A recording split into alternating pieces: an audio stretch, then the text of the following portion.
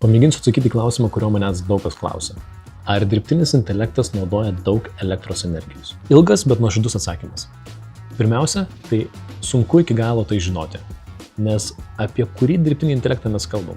Apie kalbos modelius, tokius kaip ChatGPT, ar apie video generavimo įrankius, apie kuriuos? Taip pat šitą informaciją įmonės dalinasi nenoriai. Bet ką mes žinom, tai kad visame pasaulyje auga duomenų centrų suvartojama energija. Be abejo, tai yra daug daugiau negu vien dirbtinis intelektas, bet dirbtinis intelektas yra to dalis. Pavyzdžiui, Airijoje šią akimirką daugiau elektros naudoja duomenų centrai negu gyventojai.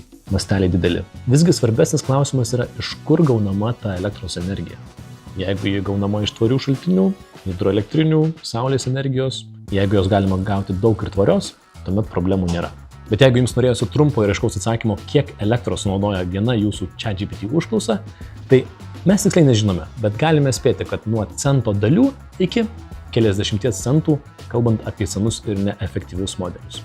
Tad jeigu norite būti tvarūs, jeigu norite sutaupyti šiek tiek elektros, neatsiprašinėkite kalbėdami su dirbtiniu intelektu, nesakykite jam labas, nesakykite jam ačiū, nes tai taip pat kainuoja elektrą, kad ir nedaug jos.